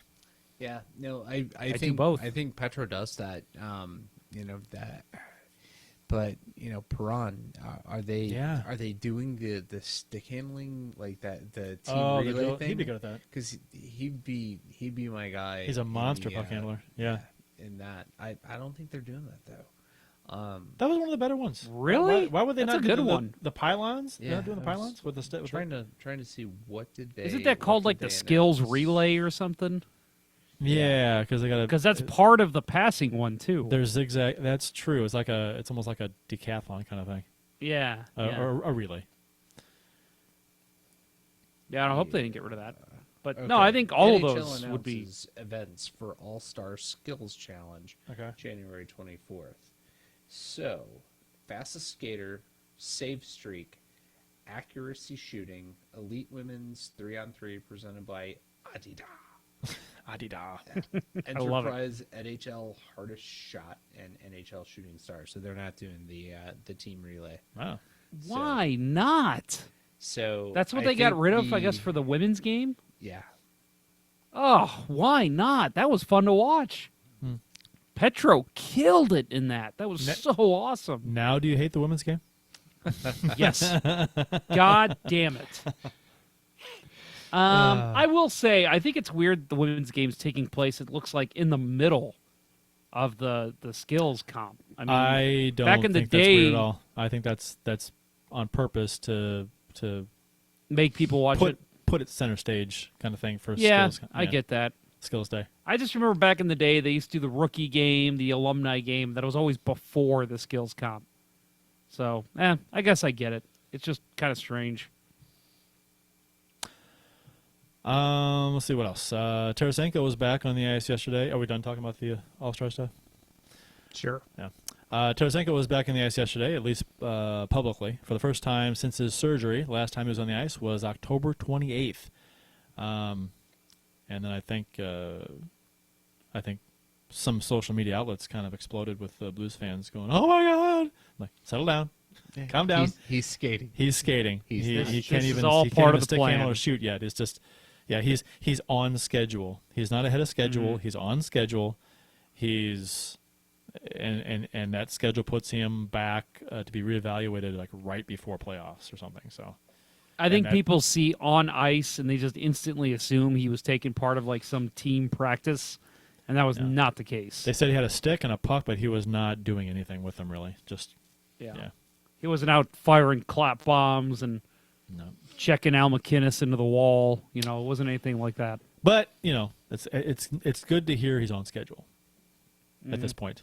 So that hopefully he's back in, was it a couple months? Yeah. Hopefully Start of the playoffs, basically. April, May, back in May. Hey guys, guess what? If the Blues get him right before the playoffs, you know what that's like? No. Next topic. It's almost That's like like getting- making a trade. No, I was going to say it's just like getting a guy back from injury at an opportune moment. Or No, just it's like nothing like making a trade. It's nothing like that. The trade deadline is a month away. Would you like to see the Blues do something? Because we're getting close. No. Go ahead, Bill. No. You don't want Chris Kreider for a No. prospect and a pick? No. Okay. Mostly because I still hate Chris Kreider for killing Carey Price in the playoffs a few years back. But no, I mean, He's got 17 goals, 15 assists right now. yeah, but he's getting a lot of ice time on a bad Rangers team. And if Tarasenko at the time is deemed not to be back until second round of the playoffs, Okay, so I'll take Chris Kreider over Zach Sanford. Yeah. Okay. Yes. That's where I was kind of going with this. Is that so? Our options are Sanford. Well, now Blay will be back, too. Hopefully he doesn't get hurt again. So he'll be back. Yeah. So if we have Blay back, and so he should replace Sanford. I would hope so. Yeah. Yeah. I mean, if it's a cheap rental, I mean, maybe give up, a guy who's towards the end of the viable prospect life. Certainly don't want to give up a draft pick for him. You probably have to, I don't know. depending on the prospect. But Right. Jimmy Anderson says in quotes, "Now do you hate the women's game?" And he laughs. I'm like, I don't hate the women's game. That's not where I was going with that. I'm No. I'm all in favor of it. Joke. Yeah, it was a joke because some He people straight up asked me that question. right. So he just some- thought you were funny. Some people do hate the women's game, which is crazy to me. But it's hockey. Hurt someone. I know it's a shock that somebody finds you funny, but get used to it. No, he was laughing at the question. I know, I get that, but I just want to make it clear that I was not implying that I was pushing for I hated the women's game or whatever, because I was joking. Nor was I saying I actually hate the women's game now. So right, yes. right. So But no, in this conversation, yeah, I'd say right now. I mean, ask me again in a month, and I might have a different answer for you. But right now, I say let it ride. Sammy Blais coming back. Hopefully you'll have Tarasenko Yeah. back, even if it is second round. They're still the best team in the NHL for my money right now, without Tarasenko and without Blais. So again, you don't need to do anything. And I mean, if you get a ridiculous offer, it's like LA calls you, hey, 2 minutes till the deadline. We need to get rid of Toffoli. We'll give you Toffoli for Sanford in the fifth. Okay, deal. But unless it's something like that, I just don't think it's that necessary to make a deal. Well, But a month, my mind could be changed. and like you say, it all depends on our injury situation. Hopefully nobody gets hurt between now and then, or now and the end of the season. And hopefully Blake comes back and it's a non-issue and the scoring is fine. I mean, last year they didn't make any significant moves. They picked up what's his face, defenseman Michael Dozzato. Dozzato, yeah. Just a depth defenseman, just in case. That was about it. So I can see him doing something like that again. But we did that last year, and we didn't get a higher priced rental where we had to give up a significant player or a roster player. So our Stanley Cup window, it just stays open a little bit longer than it would have had we traded away a little bit of the future for a more significant rental. And we didn't have to. This year, I agree with you guys. We don't have to. But I'm sure they might do something like last year. Get a depth guy just in case of an injury. They can call him up. That would be something they might do. Right. Although they do have Costin that could come up. I think if you're looking for Walker. a depth guy, though, I really like Mikola's game when he was here. Him too. Yeah. But I think Armstrong is going to err on the side of caution about having depth veteran defensemen. Right. No, I agree. And that would be probably the one area I would expect them to shore up. Again, this is all things being equal on the injury front.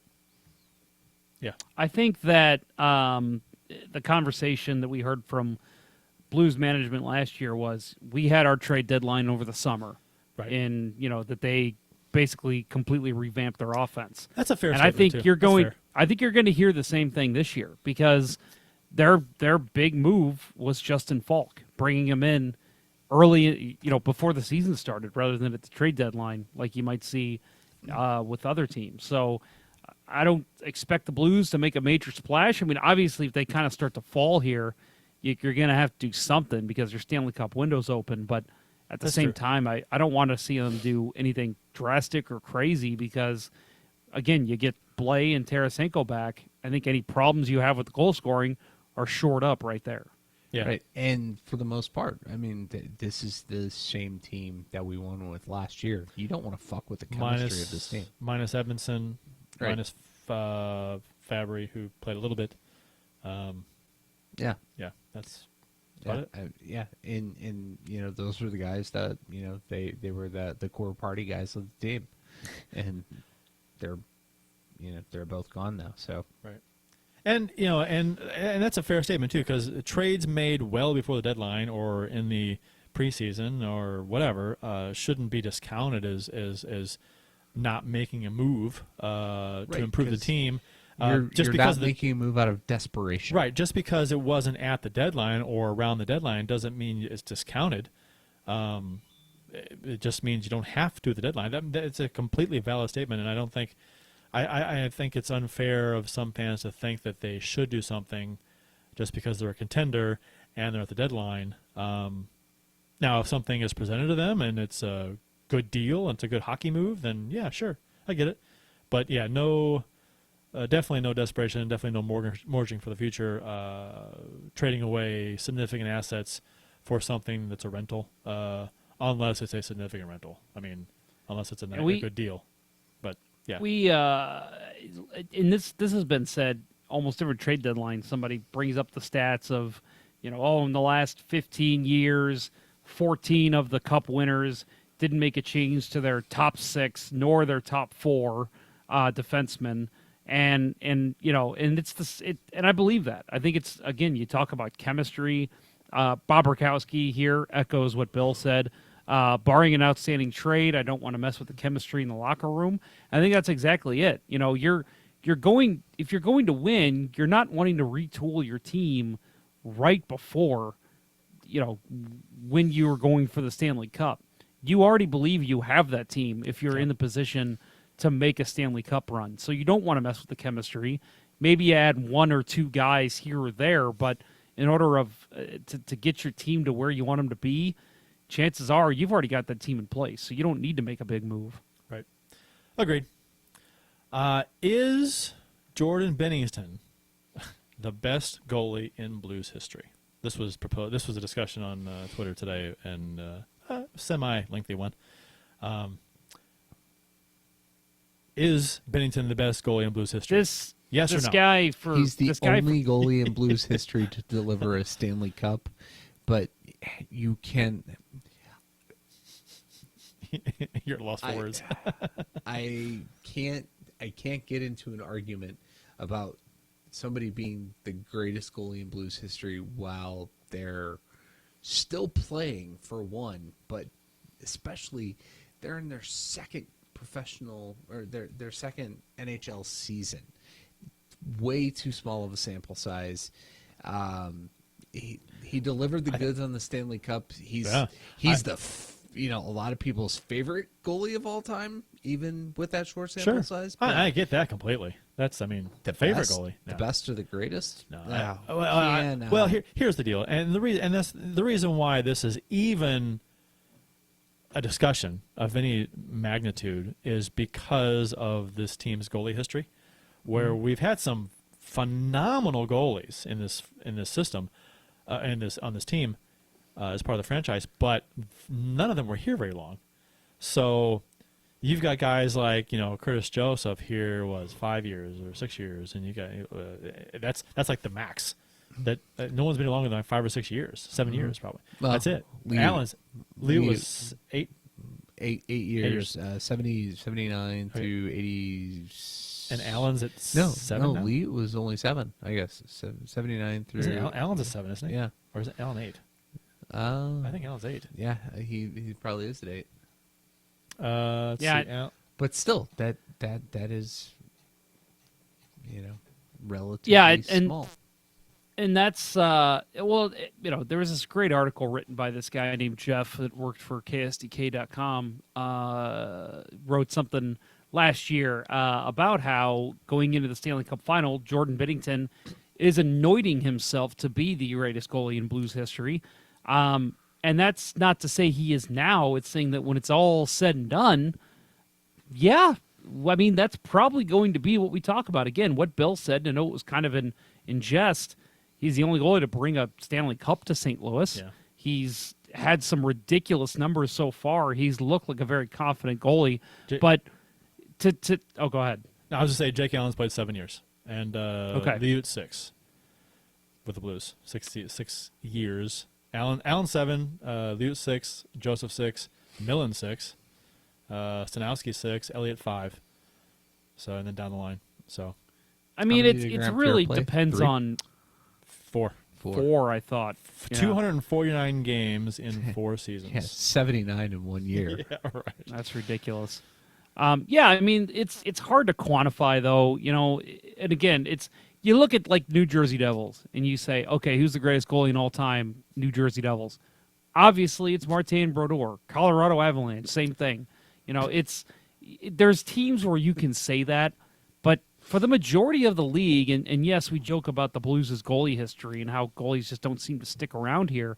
For the most part in the league, you could have this debate on almost any team, and you're going to get different answers from everyone in different eras. It doesn't matter if one guy has, you look at Edmonton Oilers, Grant Fuhr is their all-time wins leader, but he's probably not even in the top 5 in GAA because of the era he played in. Yeah, right. But that's what I'm saying is you can't. It's hard for you to judge somebody who played in '86 versus someone who's playing in 2020. Right. And that's why the eye test comes in too. And again, the Blues are probably. I'm sure there are teams that have goaltending history similar to the Blues where just they've had some guys just not here very long. Teams that don't win cups tend to have that, I guess, sometimes. But I mean, up until Allen this season, the longest tenured goalie was 6 years. That's it. So yeah, we didn't have a Patrick Waugh or a Brodeur that just plays a ton of years with a team. I guess Waugh. How many years did Waugh play with Montreal? 86 through 96 was the trade. And then Colorado was then, I guess, 96 through... To 2003? But 2002? he retired. No, I thought he retired at the lockout. After the Cup? 5. Yeah. Oh, at the 05. lockout. Maybe he did. So, I mean, 10 years with one, 9 another, something like that. So, Yeah. yeah, 03. Right. 03. But- Waugh retired in 03. Okay. Yeah. But Brodeur, I mean, he was the guy. He was when you And that's talk about that's an anomaly, longevity, too. right? That's not Right. common. And yeah, But still, that's why this discussion is happening, because we have a lot of good goalies, but how many stand out as, oh my gosh, like no brainer? We don't have a Brodeur in this organization's history. So that's, I guess, why. Okay, Binnington will take it and run, right? But he hasn't had enough time to do that. And you can't. I don't think you can do that. There's no rules to this, because it's like an arbitrary kind of a to some degree title. right. So you can't. There's no I mean, rules, it but would to be a me, you fun have to play a lot, exercise. many more games It than he would be a has. fun exercise to me to go team by team and say who do you think is the greatest goalie? Yeah. Buffalo That Sabres. team. Well, who is the Buffalo greatest Sabres? goalie? Tom Blues. Barrasso, No, I mean the Blues. Dominic Hasek, Dominic. Barrasso. Tom Barrasso. Pupa. Darren Pupa. That's a great name. The Blues goalie? Who is the best Blues goalie in franchise history right now? Oh, that's hard. It's for me. It's Jeff hard, Sargent. Not favorite. For me, it's hard to not say Mike Liut. I mean, he didn't play on great teams, Right. but he played on a couple of good teams. But he was the backbone of that team. And again, that's where the eye test, because the stats aren't going to show him being, up there, even in the area he played in. But it's an eye test thing. Who For put in the best performances over their career as a Blues goalie? Grant Fuhr. Grant Fuhr is a good one. I'm gonna, Keith Price gonna- says Pat Jablonski. I'm gonna say Elliott. Elliott. God, I'm. It's hard to argue Elliott. Right. I was So until we won Reinhard the cup last year. I Davis. was still bitter about him getting shipped out of town. because Jason Bacashua. Respect Beckford for Sue. no, nice. We talked about this before. How do we name Chris Beckford Sue at the same time? There's something wrong with us. Elliott, during his tenure here, Elliott had the number 1 goals against average in the entire NHL during his 5 years here. The second best save percentage, like .001, behind I forgot who it was, someone else, second. And then he leads the Blues, all goalies in franchise history, in quality start percentage. Yeah. So that he has, it's And it's not even close. It's 6.59. he did it coming in as a long shot to even make a roster. Yeah, I know. Signed out of Colorado. And he played on a great team. Yeah. He played on a really good team. Yeah. And that's but where I still. get a lot of arguments with people when Still, they say like, "Oh, he was a product of the Hitch system." So what? Well, I don't So give a what? shit. He So still what? put out great performances. To me, that's hating on the goalie. To discredit a performance by a goalie just because the team in front of him was really good defensively. Nah. Yeah. We've seen goalies behind really good defenses give up shitty goals and affect the team. Elliott passes the eye test for me. He played behind a great team, but he was phenomenal. He played really, really well. Now there was that stint where he didn't play very 2016. well. Yes, and that stint where he didn't play very well, we were sent down for a few games. But that was the shortened season. We talked about this before, and I think there wasn't a lot of time for him to correct this during the season. It was cut in half. So his 5-game bad streak, really bad streak, was like a 10-game bad streak in a full season. Right. So it's like, okay, we don't have time. You go to correct this down. And he played, what, 2 or 3 games? That was it for Peoria? No, Peoria. it's the Rivermen. Peoria. Riverman. Yeah, was it? Yeah, it was Peoria. Okay. Yep. So anyway, and he came back and he was lights out. So I think there were some people that said that he didn't start enough games. He wasn't the number 1 goalie long enough to be that title. And I'm like, okay. Yeah, thank Again, you, Jake Allen. quality start percentage. Has 66% of his starts. I mean, that's a pretty telling stat. And he leads the Blues in shutouts Yeah. in 5 years. Bob Rakowski It's- says Brathwaite. Brathwaite, nice. Fab 5 Fred. Scuba says Moose was terrible, gave up key goals at times of momentum, terrible at puck handling, etc. Scuba's wrong. Apparently, Scuba was not a fan of Elliott. Well, I mean, okay, but I mean, I just rattled off a bunch of reasons why I considered him the best Blues goalie. Well, in and franchise what history. you mentioned, and it again, this is why this is an opinion. Right. You mentioned the eye test. It's the eye test. I'm with you. I think Brian Elliott, he gets the money for me because at the time of Blues hockey that he was playing, he was exactly what the team needed in key situations. And I guess that's what Scuba's going to argue, that maybe he gave up goals in key times, but maybe my mind just doesn't remember it the Well- same because I do remember him giving up soft goals here and there. But Sure. again, every goalie is going to give up soft goals. And up until last season, we didn't have a goalie that was good enough at the right time to win a cup. So every goalie in Blues history is going to have that moniker of giving up bad goals at bad times, because Right. we even had that guy to backstop this team and carry the team when needed through a round and to a cup. Well, we did, but fuck you, Nick Brios. Right. Well, but he didn't. That was the first round, so that remains to be seen whether he would have done it with the Blues. I'm with you. That's a very solid statement. He could have, but Where does we'll never John know. Casey rank in our list? Hey, I liked his play Case- against Case Detroit. He was good. He was fine. good. Yeah, he was good. He was good enough against Detroit, and It's we just couldn't score. He gave up the goal. Yeah, it was not a great goal to give up, but it was a good shot. But Yeah, not a it good was goal. a hell But of a shot. to be Of fair, course, we got to it mention was the Yzerman goal. it was To be double fair. overtime, and we couldn't score. Right. I mean, we had a lot of time to score, and we couldn't do it, and they scored one in double overtime. What are you going to do? It's like, do you blame Javi Bulin for Turgeon scoring double overtime against in a 7-game series against the Blues? Do you blame him for that one goal? It was nothing, right? Yeah. That was his Yeah, goal, nothing, game. nothing. Yeah. Do you blame him? No. Jamie Rivers pulled the puck off the goal line. That's right. At the end of regulation, I think. Towards the end of I forgot regulation. about that completely. Yeah. I want to see a video of that. Yeah. St. Louis Blues history. Find a video of Jamie Rivers in Game 7 in 96, 7? 97? 96? 96. What was the Eisenman goal? 97. Pretty sure it's 97. Yeah, I want to see Rivers pull Yzerman? I the thought that was 96. 96. No, that. Yeah, that was when the Was Blues that- had Gretzky, right? They won in 97. The Red Wings did. They won in 96. Yeah. No, but that. Yeah, they did. J- They- Rivers- oh, no, that was... No, they didn't win The 96. Coyotes No, they didn't. They won series, though. 97, 98. Back to back. Yeah, so it was 96. Right? Because they This is didn't win against the cup the Detroit? year they beat the Blues. Right? Yeah, No. so that'd be 96. Rivers pulled the puck off the goal line against the Coyotes. Oh, that was 99. Oh, against the Coyotes. Yeah. Oh, yeah, sorry. 99. Getting my That's games mixed right. up. Yeah. Yeah. Sorry, 1999 going then, with yes. this? This You're showed all us backwards. went off the rails for about 15, 20 seconds there. Also, Ricard Pearson.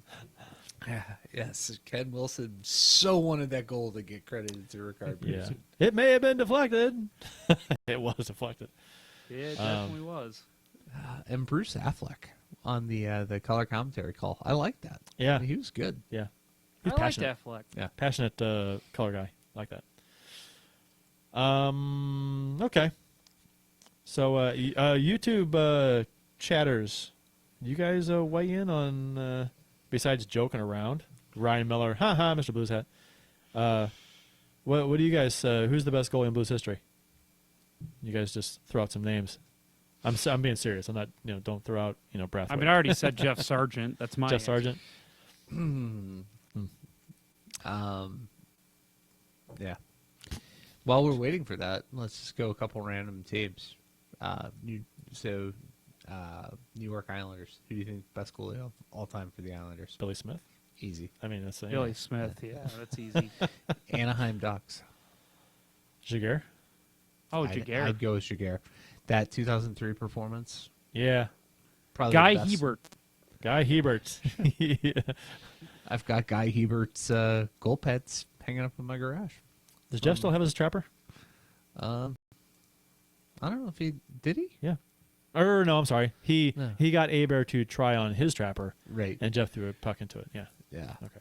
Yeah. Brent Johnson. I said Scuba no. says. I said serious replies only. Good Lord, Brent Johnson. Which Winnipeg Jets? We talking about the whole all of Winnipeg The history? entire work. Bob Essenza. I was going to say Bob Essenza. I don't just know. talk- just Connor talk about Hellbuck, when it's all said and done, it might be it. him. Yeah, maybe. He could be out there. This is good talk. Essenza's blocker on Twitter, by the way, is a Dallas Stars? wonderful follow. Yeah. A census blocker is one of my favorite goalie fellows. I mean, Eddie the Eagle brought him a cup, so Yeah. that's got to count for something. Turco was pretty good. Turco was good. Turco He was was pretty good. My Who I was- favorite. Andy Moog. Yeah. Oh yeah. Moog. Boston.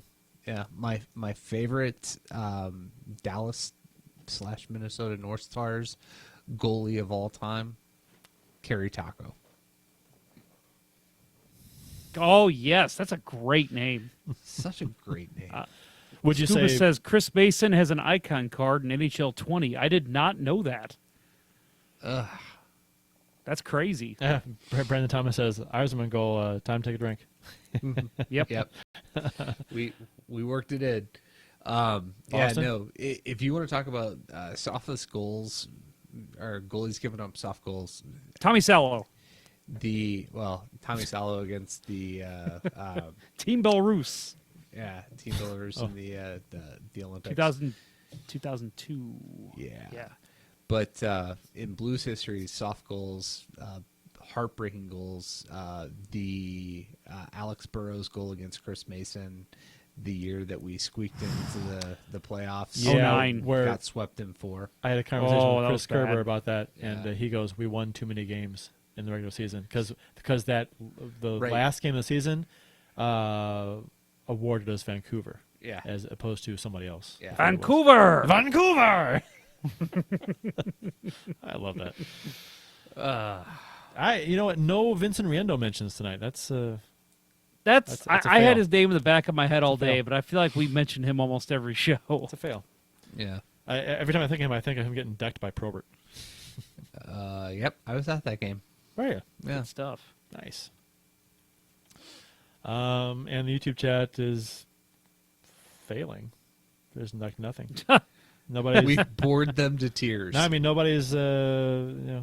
All right. So Elliot wins. The Blues are. How about Hanu Toivonen? I couldn't think of his name earlier. I was trying to think of him. He had the math. He had the Yep. ear whatever with the ears painted on. Yeah. The Blues are at the break are 30-11-8, 68 points. They are first in the division and conference and have a 6-point lead on Colorado, who is in second. 17-4-4 at home, 13-7-4 on the road, 5-3-2 in their last 10. Next up for the Blues is Monday the 27th in Vancouver. Who is Vancouver! who is 7-3 in the last 10, 16-5-3 at home, and they leads the Pacific with 58 points, 1 point ahead of both of Edmonton, Calgary, Arizona, and the Knights. that week coming back off the All-Star break is a tough week. Yeah. We go Vancouver Monday, Vancouver! Calgary Tuesday, Edmonton, Friday, Winnipeg Saturday. Yeah. 2 back-to-backs. and then Carolina, and then Winnipeg again, then Dallas. Yeah, it's a tough road to hoe. We don't really get much of a. Okay, at the end of break is of February, right we now. get, I mean, you know, I get what Whatever. you're saying, but I'm saying, man, Yeah, no, you're February is right. going to be a tough month. The Yeah. break is now. there's not a stretch of 3 or 4 games where we've got, soft games. Nope. Oh, somebody says Keith Price says Jim Carrey. Oof. I guess you could say Nashville, New Jersey.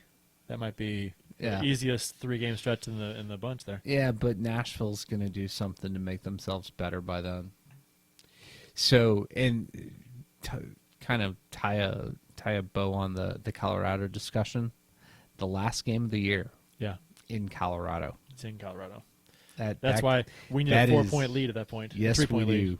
do. Yes, we do. Hopefully, there's not a missed offside call that leads to a goal for Colorado again. Well, Laterra is not on this team anymore, so that's true. And Matt Duchene is not playing for Colorado. True. Very true. Josh Webster says, going to be interesting cheering for Patty Kane in St. Louis. Go Central Division. Yeah, that will be weird. But he'll still get booed, so don't worry. Yeah. I don't. I cheer for Blues players. I don't really, whatever. Not a whale. Not a whale. Keith Price in Utah. Talking about, somebody asked, what is a Canuck? He says, not a whale. I think that was like what a lot of people thought. That it was some kind of whale, but it's Why- not. It's yeah. just a Canadian person. It's the Vancouver Buffaloes, is what it is. Yep. Remember the Rutherford conversation about Chris Duncan? Buffaloes. The Buffalo Buffaloes, yeah. Yep. I had heard that story on the radio before. It's hilarious. Bob Barkowski mentioned, we talked about goalies. He says Halak just because no one else said him. But I will say, I was reading somewhere on Twitter, I lost the conversation. Somebody said they felt like Halak doesn't get the love he deserves for being one of the best Blues goalies. He was just hurt too much. That was his problem. He couldn't was. stay healthy. He was. I still maintain that he never got his shot during the playoffs. I think that Army had buyer's remorse after he came here. He did have a shot, but got hurt in the first game against San Jose. Yeah, fuck you, Barrett Jackman. Barrett Jackman slid right into him. Yeah. But yeah, That was his shot. He played right. And he complained, and Armstrong didn't like that he complained that he didn't get his shot the next year, because that was the year they put Elliott in, and it's hard to argue. And then given Elliott's numbers that you quoted, then they acquired Miller. So right, that was the year that pissed me off. That's where you give Halak his chance. Well, because the only reason they acquired Halak is because he single-handedly got Montreal to within a period of the Stanley Cup final. I know. They had no business doing it. I know, but the year that we made the trade for Miller, Halak wasn't playing as well as he had prior either. I don't think. I had moved to the side of the fence where I didn't trust Halak because of his play. That a 5% upgrade was okay. Yep. At the time they got Miller, I was like, oh no, we were all excited. Because here's the deal. I of the two goalies we had, Halak and Elliott, I would have preferred the Blues play Elliott. That was my personal preference over Halak.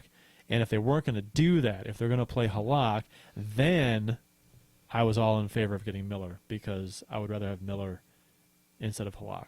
That didn't work out at all, but that was my rationale at the time. So if they're not going to play Elliott, okay, fine, they get somebody else. Yeah. But who knows? Maybe he goes on a tear. We'll never know. Yeah. Well, I think it's safe to say at this point in his career that he's not been able to replicate what he did in the first two rounds in 2011. Has he had his chance to with anybody Washington. else? Washington. Yeah. Okay, so in his time with St. Louis, his last season here, his save percentage was under 900. It was 899, barely. His GA was 214 though. It was pretty good. That's interesting. But the season before that was 926 save percentage and 197 GAA, and that was the year he got hurt in the playoffs, right? That was the San Jose Sharks. First round hurt. That's rough because that was his shot, and he got hurt. Yep. Ah. Changed the trajectory of his career. Mm-hmm. That's all I got, guys.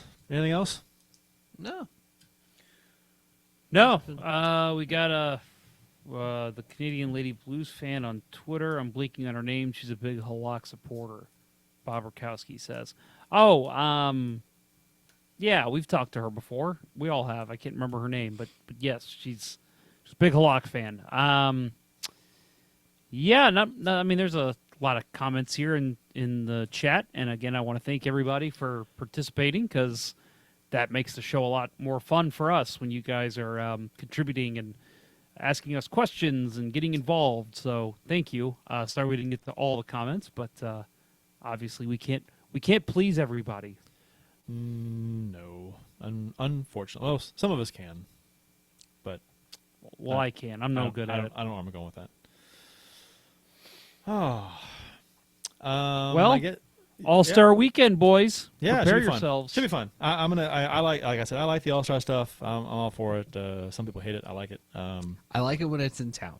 Yeah, no, I like it generally. I'll have it on in the background. Like I said before, I enjoy it. I'd rather have it on than nothing on at all. So, I'll put it on. Maybe even go to a bar and watch some of it. I don't know. That'd be kind of cool. Maybe. Yeah. Let me know what you're doing. Okay. Maybe Saturday evening. I don't know. We'll see. Yeah. That'll wrap up episode 49. Next week is episode 50. Episode Binnington. Episode Binnington, yeah. So we should do something special, like have a good show. We should try that sometime. We keep saying we're gonna. Yeah, we keep saying we're gonna try that, but I don't know if it's ever actually gonna happen. No. Seems like a lot of work. We keep trying. All these other blues podcasts look up to us, so we gotta forge some new paths here. Have a good show. And we can have the streamers and balloons fall, and all the other blues podcasts can call us and congratulate us. Like, you guys did it! You had a great show. Genius. I like it. That'll wrap up episode 49 of season 8 of the original St. Louis Blues Hockey Podcast. Let's Go Blues Radio. Thanks for listening, and thanks to those who participated in the YouTube chat during the live show. We hope you guys enjoyed it as much as we've enjoyed bringing it to you. For Jeff Ponder and Bill Day, I'm Kurt Price. Until next time, everyone, let's go Blues. Let's go Blues. Let's go Central Division. The Chiefs are at home tonight against Cyanosport at the War Memorial at 8. Good seats are still available. A look at sports. I think that went very well. Thank you for listening to Let's Go Blues Radio. Now take off, hosers. Well, there's 90 minutes of your life you'll never get back. Sorry. St. Louis Blues, St. Louis Blues. Have you heard the news about our St. Louis Blues? They've only just begun, they're on their way to number one. Now there's no more blues for our St. Louis Blues.